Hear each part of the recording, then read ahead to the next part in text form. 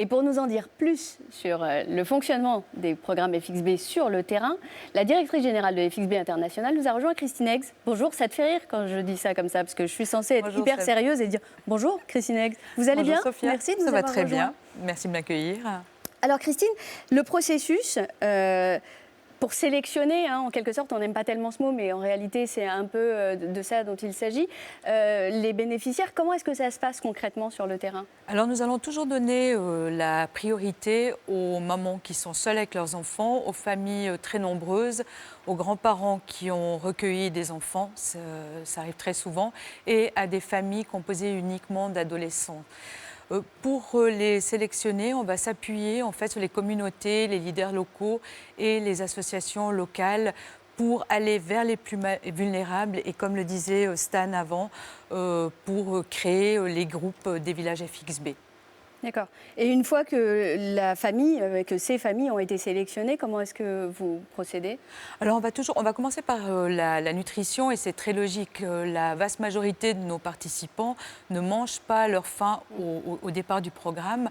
Donc nous allons leur donner un soutien alimentaire d'urgence pendant quelques mois, et simultanément on met en place des stratégies comme la culture de champs ou de jardins potagers, fruitiers et l'élevage de petits bétails pour que en fait, les familles puissent atteindre la sécurité alimentaire à long terme.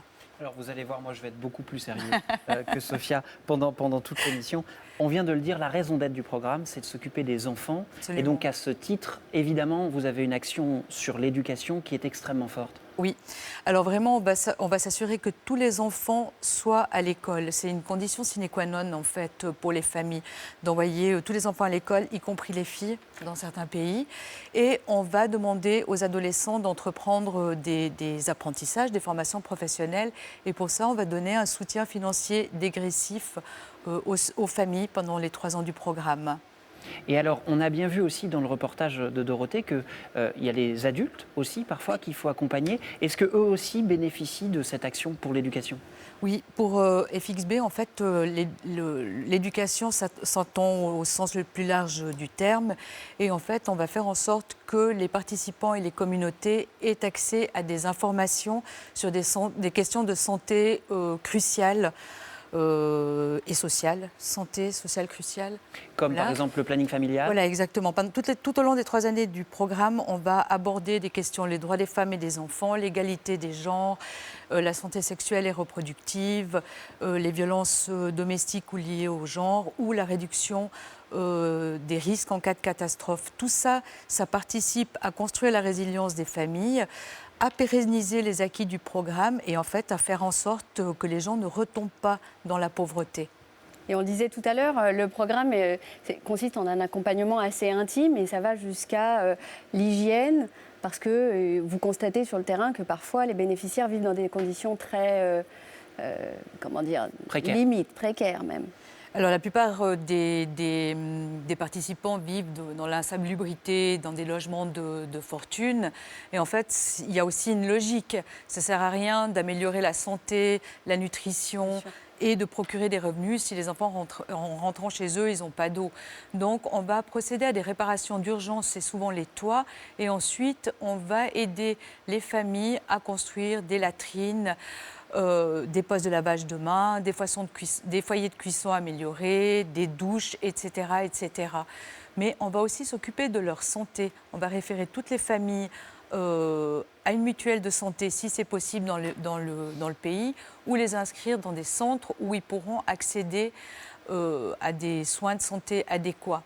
Et si je peux ajouter, on prend aussi, il y a la santé physique, mais il y a aussi la santé psychique. Donc nous allons accompagner en fait les participants et les aider à gérer les conséquences liées à la pauvreté, aux abus, aux discriminations, etc. Donc c'est aussi important de s'occuper de la santé physique que psychique des participants. Je voudrais qu'on revienne un tout petit peu sur l'aspect salubrité pour que les gens qui nous écoutent comprennent bien une chose. Vous agissez en amorçage, mais là aussi, même dans la salubrité, il s'agit assez vite pour les bénéficiaires de pouvoir se prendre en charge eux-mêmes. Absolument. Nous, on va faire les choses urgentes, l'accès à l'eau, les latrines, les postes de lavage de mains. Mais après, on en parlera plus tard, mais en fait, les participants, avec leur épargne, ils vont tout au long des 3 années du programme réhabiliter leur maison. Et pour les gens qui étaient locataires, bien souvent à la fin du programme, près de 80% ont acquis un logement ou construit un logement. Oui, et le pilier fondamental de l'intervention, la clé de voûte du modèle FXB, c'est le renforcement économique. En quoi est-ce que ça consiste ? Alors, dès que en fait, le statut sanitaire des familles participantes se stabilise, on va commencer un dialogue avec elles. Qu'est-ce que vous aimeriez faire pour pouvoir gagner votre vie ? Et on va travailler avec eux sur une étude de faisabilité, sur un petit business plan. En zone urbaine, ça va être des petites échoppes, des ateliers de réparation, des restaurants, des salons de coiffure. Et en milieu rural ou périurbain, ce sont plutôt des activités liées à l'agriculture, à l'élevage ou au commerce de détail qui vont être privilégiés.